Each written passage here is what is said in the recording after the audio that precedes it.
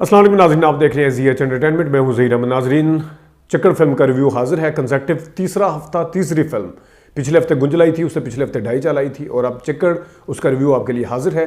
Review पे जाने से पहले आपको बताते चलें कि पिंडी के अंदर जुमे वाले दिन जिस दिन ये फिल्म रिलीज़ होना थी, हुई पूरे पाकिस्तान में। कम से कम पिंडी के अंदर इसको कोई शो नहीं मिला। ये JFC DHA में देख लें, उसमें सैनिप्लेक्स पे, सैनिप्लेक्स जो जिना पार्क में, वहाँ पे world trade centre, giga mall, वहाँ पे भी, और ओडियन सिनेमा पे कहीं पे कोई उसको शो नहीं दिया गया। एक सिनेमा जिसकी हम हमेशा तारीफ़ करते हैं लेकिन वो पिंडी में नहीं, इस्लामाबाद में आता है, वो सेंटोरस का मंडी वाला एंटरटेनमेंट के जो सिनेमे हैं, वहाँ पे उन्होंने शो बाकायदा दिए और अभी भी दे रहे हैं, और हमें भी वहीं पे फिल्म देखने का इत्तेफाक हुआ। तो यानी जुमे वाले दिन जिस दिन फिल्म बिजनेस शुरू करना था, वो उसको थोड़ा सा नुकसान हुआ है। इस चीज़ का ज़रा ख्याल करना चाहिए। अब आते हैं चिकड़ की तरफ। चिकड़ बनाई है ज़हीरुद्दीन साहब ने। इससे पहले इन्होंने TV एड कमर्शियल वगैरह बनाते हैं और इसके मज़े की बात है कि राइटर भी खुद हैं। फिल्म का जो दुरानिया सर्टिफिकेट के ऊपर है वो 195 मिनट यानी 3.25 घंटे है, लेकिन उसके ऊपर जो है वो लेस देन यानी 2.25 घंटे की तकरीबन फिल्म है। और इस तरीके से इस फिल्म के फॉर्मेट के ऊपर भी बाद में आते हैं। सबसे पहले हम इसकी कास्ट पे बात कर लेते हैं। कास्ट में इसमें शामिल हैं, जनाब लीड कर रहे हैं इसमें उशना शाह हैं, उसमें उस्मान मुख्तार हैं, ग़الباً उनकी पहली फिल्म है। उसका एक ड्रामा हमने देखा था उससे पहले, उनका जो अभी माहिरा के साथ ख़त्म हुआ। और उसके साथ साथ इसमें नौशीन शाह हैं जिन्होंने वज़ीर दाखिला का किरदार अदा किया। इसमें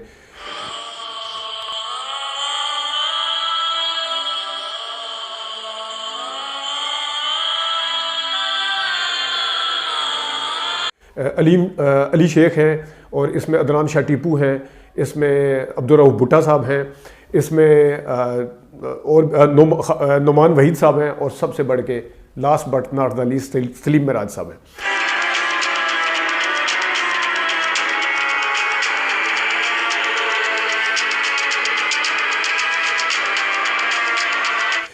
नाज़रीन, फिल्म की जो अच्छी बातें हैं वो डिस्कस करते हैं। फिल्म ज़्यादातर अच्छी ही है। फिल्म की सबसे अच्छा जो इसका डिपार्टमेंट है वो स्क्रिप्ट है, कहानी है और डायरेक्शन है, और फिर साथ साथ अदाकारी है। और मेरे ख्याल में ये 3 डिपार्टमेंट ही होते हैं। अगर ये अच्छे हों तो फिर पैकेज जो फिल्म का एक मुकम्मल तौर पर बन के सामने आता है वो अच्छा पैकेज सामने आता है।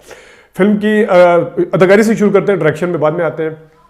फिल्म में उस्मान मुख्तार ने बहुत अच्छा किरदार अदा किया। उन्होंने SSP का किरदार अदा किया और उनके किरदार के अंदर बड़ी जान थी। उनके फेस एक्सप्रेशन बड़े परफेक्ट थे। किसी जगह बड़ी स्क्रीन के ऊपर नहीं लगा कि वो कोई ओवर एक्टिंग करने की कोशिश कर रहे हैं, नोइंगली के फिल्म कर रहे हैं। तो बाज़ दफ़ा ऐसा भी होता है TV के अदाकार, अगर आप पुरानी मिसालें भी उठा के देखें, बहुत पहले के जो TV के ऊपर कामयाब थे लेकिन फिल्म में कामयाब नहीं हो सके थे, उनमें अक्सर ही होता था। उसमें फिरदौस जमाल साहब, शफ़ी मोहम्मद साहब और भी काफ़ी, आसिफ रज़ा मीर साहब, काफ़ी बड़े नाम उस वक्त के TV के जो थे, फिल्म में नहीं चल सके थे। लेकिन बहरहाल उस्मान मुख्तार साहब ने अपने किरदार के साथ बिल्कुल इंसाफ किया है और किरदार के अंदर रहे हैं। कहीं पे भी वो किरदार से बाहर निकलते हुए महसूस नहीं हुए। उनकी बीवी का किरदार अदा किया है उशना शाह ने, उन्होंने भी बड़ा अच्छा किरदार अदा किया है। और जो उनको किरदार दिया गया था जिस हिसाब से और जिस क्लास का था, वो उस जची हैं। उसमें पहली फिल्म थी, उन्होंने बहुत अच्छा किरदार अदा किया। फिल्म की जो तीसरी जान है वो है जो जमाल भट्टी का किरदार अदा किया इसमें, इंस्पेक्टर SHO का, वो है नुमान वहीद साहब। नुमान वहीद साहब ने बड़ा ज़बरदस्त काम किया है। ये मैं आगे चल के किस तरीके से इनका काम ज़बरदस्त है वो आगे चल के भी मैं बीच में इनका ख़ास तौर पे एक्सप्लेन लाजमी करूँगा। लेकिन यहाँ पे मैं ये बताते चलूँ कि किरदार उन्होंने जहाँ जहाँ जो लाइंस बोली हैं उसमें बड़े ज़बरदस्त रहे हैं। उन्होंने उनका जो किरदार था, उन्होंने फ़िल्म को जो लंबा था उसको भी वो करने से बचाया है। और इसके साथ साथ फिल्म के अंदर उन्होंने जान डाली। उनके कॉमेडी डायलॉग जो थे, लोग हंसे उसके ऊपर, और वो सिचुएशनल थे। और लिखने वाले का भी इसमें कमाल था, नो डाउट, इसमें कोई शक नहीं। लेकिन उसके साथ साथ जो डिलीवर कर रहा होता है स्क्रीन के ऊपर, उसकी टाइमिंग का बड़ा कमाल होता है। तो नुमान वहीद साहब जो थे, उन्होंने बड़ा अच्छा किरदार अदा किया। फ़रयाल महमूद हैं, वखरी में उन्होंने टाइटल रोल अदा किया था ड्रामा में। और फ़रयाल महमूद ने इरम शहज़ादी का किरदार अदा किया, जिसके गिर्द सारी स्टोरी घूमती है, जिसका मर्डर हो चुका होता है। उनका सीन तो उनके कम है लेकिन उनका भी अच्छा काम है। ज़रीन शाह, जो नौशीन शाह वज़ीर दाखिला, नौशीन शाह ज़रीन शाह उसमें बनी है। इसमें असल नाम उनका नौशीन शाह। उन्होंने बड़ा इम्प्रेस किया है, बहुत ज़बरदस्त काम किया है। बहुत ज़बरदस्त आवाज़ उनकी, उनके फेस एक्सप्रेशन, उनकी अपीयरेंस बहुत अच्छी है। और उनका एक जो होना चाहिए था, जो किरदार का दबदबा होना चाहिए था, वो उसमें एहसन तरीके से पाया जाता है। अदनान शाह टीपू साहब को ज़रा किरदार सोच समझ के लेने चाहिए, बड़ा नाम था लेकिन उनसे ज़्यादा काम जो है वो औरों का है, दूसरे लोगों का। अली शेख साहब ने बहुत अच्छा किरदार अदा किया इंस्पेक्टर, उनकी भी एक दो जो डायलॉग थे उनकी बीवी के साथ खासतौर पर वो बड़ा ज़बरदस्त है। अब्दुल भुट्टा साहब का शॉर्ट किरदार है, छोटा किरदार है, लेकिन उन्होंने बड़ा अच्छा किरदार अदा किया। मलिक साहब बस ठीक रहे, गुजारा रहे, जो इनके ससुर बने होते हैं उस्मान मुख्तार के, उन्होंने बड़ा अच्छा काम किया। जो आईजीज़ वगैरह बने थे उन्होंने बड़ा अच्छा काम किया। छोटे छोटे किरदारों का मैं अगेन कह रहा हूँ बहुत अच्छा काम किया। और इसके साथ साथ सलीम मेराज साहब, उन्होंने बड़े ही अच्छे अंदाज से काम किया, उनकी बॉडी लैंग्वेज से और उनके उससे लगा कि वो एक ऐसे रिमोट एरिया के ऐसे रिपोर्टर हैं जो आगे बढ़ना चाहते हैं, जर्नलिस्ट हैं जिनको आगे बढ़ने का मौका नहीं मिल रहा। और वो कहीं पे भी उन्होंने एक सिर्फ सिगरेट लगाने के, मैं कहूँगा सलीम मेराज साहब का सिगरेट लगाने का बहुत ही ज़बरदस्त अंदाज़ है, वो हर फिल्म में लगाते हैं, वो ढाई चाल में भी था, हर फिल्म में लगाते हैं। लेकिन इसमें क्योंकि बाकी किरदार उनका बहुत अच्छा है, उनका काम बहुत अच्छा है, उन्होंने फेस एक्सप्रेशन, उनकी जो फुटवर्क था, उनका चलना, उनका बैठना, वो बिल्कुल आम रिपोर्टर की तरह ही लगा, इसमें कोई शक नहीं। सिर्फ वो सिगरेट लगाने के अंदाज से एक जगह पता चला था कि सलीम मेराज साहब है, बाकी कहीं पे भी नहीं लगा। और ख़ास तौर पे एंड पे भी जब वो रिपोर्टिंग कर रहे होते हैं और उन्हें जब चांस मिलता है, उनका जोश जज्बा दीदनी था और दिखाने का, एक ऐसे रिपोर्टर को जो पहले बेचारा इतना तैयार होकर बैठता है, राव की राय एक प्रोग्राम लगता है उसमें, लेकिन उसमें उनको चांस नहीं मिलता, मतलब वो पैकअप हो जाता है, उनका उसमें बीपर नहीं लिया जाता, वो बड़े मायूस होते हैं। लेकिन जिस वक्त चांस मिलता है तो उन्होंने ऐसे तरीके से अदाकारी की है जो उस किरदार के हिसाब से बिल्कुल परफेक्ट बैठती है। अच्छा, अब थोड़ा सा मैं आता हूँ इसकी कहानी के ऊपर। कहानी जनाब एक ऐसी लड़की को मर्डर कर दिया जाता है जो कि जिसका अक़लियती क्रिश्चियन बरादरी के साथ ताल्लुक़ है और वो अदाकारा है, रक्स करती थी, और उसके ऊपर इल्ज़ाम लगा दिया जाता है और सारे बाहर आके उसको मारना शुरू हो जाते हैं बगैर देखे। और ये एंड पे भी अगर आप देखें तो उन लोगों को जो हजूम के टाए चढ़ जाते हैं, यानी हजूम के आगे आ जाते हैं, उनके वास्ता हजूम से पड़ता है और उनको मार दिया जाता है। तो बस ये एंड पे उनकी तस्वीरें भी चलती हैं जो इसका निशाना बने थे। लेकिन बहरहाल इसमें भी यही चीज़ दिखाई गई है, जिसको मर्डर जो है हो जाता है और उसको सॉल्व करते हैं जाके एसएसपी उस्मान मुख्तार जो सरमद बने हुए हैं इसमें, और उसके साथ फिर वो उसके कातलों तक कैसे पहुंचते हैं, कैसे बीच में डायलॉग है, उसकी ट्रीटमेंट कैसी है, ये आप फिल्म जाके देखिएगा। लेकिन कहानी जो है वो बहुत ज़बरदस्त है।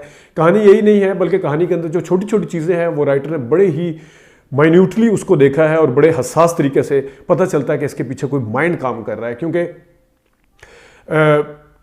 जो डायरेक्शन के ऊपर मैं बाद में आता हूँ, कहानी के हवाले से देखा जाए छोटे छोटे किरदारों के साथ मैसेज दिया गया है, छोटे छोटे किरदारों के पास भी मैसेज है और उसके अंदर मुनाफिकत दिखाई गई है, सोसाइटी की मुनाफिकत दिखाई गई है। मिसाल के तौर पे एक जगह कहता है कि गाने सुनना तो बहुत बुरी बात है, म्यूज़िक सुनना, वो तो नाचती थी उसको मार दिया, साथ ही उसका मोबाइल बजता और मोबाइल के अंदर म्यूज़िक चल रहा होता है। इसी तरह के 2-3 जगह के ऊपर उन्होंने मुनाफिकत दिखाई है। वो आप जब देखेंगे आपको मज़ा आएगा। तो कहानी बड़ी जानदार है, उसकी ट्रीटमेंट जो है हदायतकारी।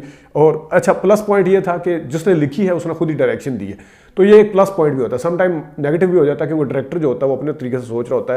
ज़रूरी नहीं है कि अच्छा राइटर जो है वो अच्छा डायरेक्टर भी बन सके, तो डायरेक्टर भी और ये भी नहीं होता कि अच्छा डायरेक्टर अच्छा राइटर बन सके। लेकिन ये क्योंकि एक ही शख्सियत ज़हीरुद्दीन साहब खुद है उसमें, तो ये ज़बरदस्त तरीके से ट्रीटमेंट ऐसी है कि आप अगर अदाकारों के हवाले से देखें कि कहीं पे भी आपको गैर ज़रूरी तौर पे किसी की ओवर एक्टिंग नज़र नहीं आएगी। इसमें अदाकारों के साथ साथ हदायतकार को कमाल जाता है। अच्छा, एक और ज़बरदस्त चीज़ जो है, डायलॉग जो हैं वो बड़े नेचुरल अंदाज से बोले गए हैं। ये नहीं है कि फिल्मी या ड्रामे स्टाइल से। एक पीर के किरदार को छोड़ दें, पीर का किरदार इसमें एक वाहिद है जिसने पीर का किरदार अदा किया, साफ पता चला सा डायलॉग याद किए हुए हैं, उनके फेस एक्सप्रेशन भी ठीक नहीं था, बड़ा ही ठंडा काम किया उसने। उसके अलावा जितने भी किरदार हैं, छोटे छोटे किरदार, जिसको थप्पड़ पड़ता है वो वाला किरदार, फिर जो गवाह आते हैं वो किरदार, एक एक मैंने बताया जिस तरह के उसके अंदर मैसेज है, उसके अंदर कुछ ना कुछ मतलब दिया जा रहा है। और ख़ासतौर पे जो जावेद फाजल साहब जिसने कहते थे मैं छोटे किरदार ओवर एक्टिंग करना शुरू हो जाते हैं, उनके ऊपर नज़र रखता हूँ। तो ये हदायतकार की पहली फिल्म थी, उस पहले फिल्म के अंदर ही उसने कमाल किया है कि छोटे छोटे किरदारों से भी उसने अदाकारी करवाई है, गैर ज़रूरी डायलॉग नहीं है। अच्छा, सबसे बड़ी बात है जो मैं पिछली 2 वीडियो में भी बता चुका हूँ, ख़ासतौर पर ढाई चाल में बताया था, गैर ज़रूरी म्यूज़िक भी नहीं है इसके ऊपर, बिल्कुल नेचुरल अंदाज के साथ। गैर ज़रूरी म्यूज़िक नहीं है, कोई अंदाज इस तरह मतलब डायलॉग बोल रहे हैं, आम सा किरदार भी डायलॉग बोल रहा है, वो आम सही लग रहा है, पता नहीं चलता कि डायलॉग याद किए हुए हैं, पता नहीं चलता कि फिल्मी टच उसके अंदर देना है या ड्रामे का टच देना है। बड़े और बड़े अंडरस्टैंडेबल है, ये नहीं है कि वो समझ नहीं आते, बड़े अच्छे तरीके से उसको बुलाया गया है डायलॉग को। तो ये भी डायरेक्टर को जाती है, गैर ज़रूरी चीज़ों से बचा गया है। हालांकि फ़िल्म थोड़ी सी लंबी है, उस लंबी फ़िल्म को अच्छे तरीके से, जिस तरह मैंने पहले कहा था कि मैं नुमान वहीद साहब का बाद में जिक्र करता हूँ, तो नुमान वहीद साहब ने इसमें बड़ा अच्छा किरदार अदा किया। जमाल भट्टी का SHO का छोटी छोटी कॉमेडी की लाइंस उन्होंने बड़ी अच्छी बोली हैं, उनके साथियों ने बड़ी अच्छी बोली हैं। छोटे छोटे सीन है, जिस तरह सरदार है, पुलिस वाला अपनी बीवी के साथ लेटा हुआ है, उसके अफसर का फ़ोन आ जाता है, तो रात को सोई हुई है, वो कहती है किसका फ़ोन है, कहती जी मैं बॉस का फ़ोन है। अच्छा आवाज़ दिखाओ ज़रा, आवाज़ सुनाओ, जिसमें वो बीवियाँ शक करती हैं। छोटी छोटी चीज़, लोग जो हंसते हैं उसको देख के, छोटी छोटी चीज़ों, DPयाँ देख रहे हैं, मतलब है उस्मान मुख्तार की बीवी उशना शाह है, वो ज़रा इलीट दिखाई है अंग्रेज़ी मीडियम वगैरह, तो उसको DPयाँ क्लोज कर करके देख रहे हैं, उससे इंप्रेस हो रहे हैं, उसको एक्सरसाइज करते देख रहे हैं, उसको खेलते हुए देख रहे हैं, उसको इंप्रेस करने की कोशिश करें। यही हमारे माशरे के अंदर जो कुछ होता है, यानी कि बड़े मकसद से लेके कि किस तरह हजूम मार देता है बंदों को, उससे लेके छोटी छोटी कॉमेडी तक भी मैसेज है और ट्रू पिक्चर है हमारी सोसाइटी की, जिसको बड़े अच्छे तरीके से स्क्रीन के ऊपर लाया गया। अच्छा, अब आप कहेंगे कि अक्सर जो हमारे यहाँ अब एक नई डिबेट चली है कि ड्रामा है या फिल्म है। ये फिल्म है नहीं है, ये ड्रामा है। अच्छा, अब आप कहेंगे कि ड्रामा तो नहीं, हम ड्रामा देखने थोड़ी जाएंगे। आप इरफान खान की फिल्में ड्रामा होती हैं, इरफान खान की पैरेलल सिनेमा के ऊपर आप जितनी जाके देखें, आप नवाजुद्दीन सिद्दीकी की फिल्में देखते हैं शौक से, उनके अंदर कौन से ड्रोन ऊपर शॉट होते हैं, कौन सी फाइट्स होती हैं, कौन सा उसको जो कमर्शियल स्टाइल वाली फिल्म के तौर पे बनाया जाता, उसको बनाया जाता उस तरह आप लोग बड़े शौक से देखते हैं, हम लोग बड़े शौक, अंग्रेज़ी मीडियम देख लें, नवाजुद्दीन सिद्दीकी की सारी फिल्में उठा के देख लें, तो एक गैंग ऑफ वासेपुर को छोड़ दें, उसमें लड़ाई मार कुटाई थी, बाकी आप अक्सर देख लें फिल्में उनकी, लतीफ़ देख लें, बाकी देख लें। तो जब आप वो वाली फिल्में पसंद करते हैं, फिर आपको ये इस बहस से निकलना पड़ेगा कि ड्रामा है या क्या है। लोग पसंद करते हैं, देखने आते हैं, फोकस फिल्म है, मतलब एक कमर्शियल फिल्म है, वो फोकस ना, 2.5 साल फोकस फिल्म नहीं थी, ज़्यादा किरदार थे। कोई भी ऐसी कमर्शियल फिल्म है, मैं आपको हज़ारों ऐसे नाम गिनवा सकता हूँ जो फोकस अपने उस पर नहीं होती, जिसका कोई सिर पैर नहीं होता, सिर्फ यह है कि बस इतनी देर में गाना आना है, इतनी देर में आइटम सॉन्ग आना है। तो फिर अगर आप उसको फिल्म कहते हैं तो फिर अल्लाह ही हाफिज़ है, क्योंकि जो ड्रामा है उसको जिस तरीके से बनाया गया, जिस तरह मैंने आपको पैरेलल सिनेमा की मिसालें दी हैं, ये मैं मानता हूँ कि कमर्शियल फिल्म नहीं है, लेकिन जो मकसदियत वाली फिल्म देखना चाहते हैं, जो ड्रामा फिल्म देखना चाहते हैं, जो नॉन कमर्शियल फिल्म देखना चाहते हैं, जो फोकस फिल्म देखना चाहते हैं, जो टेकन मैसेज के साथ फिल्म देखना चाहते हैं, और जो लाइट कॉमेडी हल्की हल्की देखना चाहते हैं, उनको ये फिल्म चिक्कड़ ज़रूर देखनी चाहिए। नाम भी बड़ा अच्छा रखा है हमारी सोसाइटी के हिसाब से, बीच में 1-2 जगह उसको एक्सप्लेन भी बड़े अच्छे तरीके से किया गया। तो नाजरीन, चिक्कड़ फिल्म का रिव्यू था, इसको 8.5 नंबर आउट ऑफ 10 आराम से दिए जा सकते हैं। फिल्म थोड़ी सी लंबी ज़रूर थी, लेकिन मैंने जिस तरह बताया कि उसको एक्सप्लेन करना ज़रूरी था, कहीं कहीं थोड़ा सा लगता है, और एक जगह पे टाइम शाइम के इशू हैं, वो मीडिया चैनल के ऊपर टाइम वाला, तो पता नहीं क्यों मैं अक्सर कह के थक गया हूँ कि कम से कम हर न्यूज़ चैनल के नीचे टाइम लिखा होता है, यहाँ पर टिकर चल रहे हैं, नीचे टाइम नहीं होता। हर टीवी के नीचे, न्यूज़ चैनल के नीचे टाइम जरूर लिखा होता है। न्यूज़ चैनल है, पता होता है कि देखने वाले को कि 1 घंटे बाद खबरें आनी है, हेडलाइन आने वाली है, इस वजह से नीचे जहाँ पे लोगो होता है वहाँ पे टाइम का जो बग है वो लाजमी लगाया जाता है। लेकिन इस चीज़ का थोड़ा ख्याल रखा जाना चाहिए। उस्मान मुख्तार जिस दफ्तर में आते हैं, वहाँ पे अंदर जब घुसते हैं 4:10 होते हैं, अंदर जाके बात करते हैं तो वो बात होती है 2-3 मिनट की, बाहर निकलते हैं 4:20 हो रहे होते हैं। ये भी टाइम का थोड़ा सा इशू था। एक और सीन है, वहाँ पर टाइम आगे जाने की बजाय पीछे जाना शुरू हो जाता है, 9:10 होते हैं, फिर 9:20 होते हैं, फिर 9 बजना शुरू हो जाते हैं। वो भी था टाइम के 2-3 जगह पे पीछे जो वॉल क्लॉक लगे हुए हैं या रिस्ट वॉच पहनी हुई है किसी ने, तो उसके अंदर नजर आ रहा है टाइम, तो वो टाइम आगे बढ़ने की बजाय या तो पीछे बढ़ रहा है या फिर बहुत आगे एकदम बढ़ रहा है। बातें करते करते जितना टाइम आगे बढ़ना चाहिए उतना ही बढ़ना चाहिए। ये छोटे छोटे इश्यूज थे। अदरवाइज फिल्म जो है वो बड़ी कंट्रोल्ड है, लंबी फिल्म है, ये मैं पहले बता दूं आपको, लंबी फिल्म है। और दूसरी एक और जो चीज़ है वो इसके फॉर्मेट के ऊपर है। ये फॉर्मेट पूरा उस तरह का नहीं है। किसी ज़माने में हम सिनेमास्कोप फिल्में देखते थे तो साथ ही छोटी फिल्म आ जाती थी जो सिनेमास्कोप नहीं होती थी, इधर से भी स्क्रीन काली होती थी, इधर से भी काली होती थी, तो 35mm जो भी होता था व्हाटएवर, वो आजकल के ज़माने के हिसाब से ये वाला जो फॉर्मेट है ये उस फिल्म का नहीं जो गुंजल का या 2.5 साल का या अंग्रेज़ी फिल्मों का, वो पूरी स्क्रीन के ऊपर नहीं है। लेफ्ट और राइट दोनों जगह पे जगह बची हुई थी। ये पता नहीं कौन से फॉर्मेट पे फिल्म बनी है। अदरवाइज फिल्म अच्छी है। चिक्कड़ जिन्होंने जो मैंने एक्सप्लेन किया है, जो लड़ाई मारपिटाई देखना चाह रहे हैं वो बेशक ना जाएं, आइटम सॉन्ग देखना चाह रहे हैं बेशक ना जाएं, बाकी सारे कॉमेडी देखने भी जा सकते हैं, मैसेज देखने भी जा सकते हैं, संजीदा और ड्रामा फिल्म देखने के लिए भी ये फिल्म देखी जा सकती है।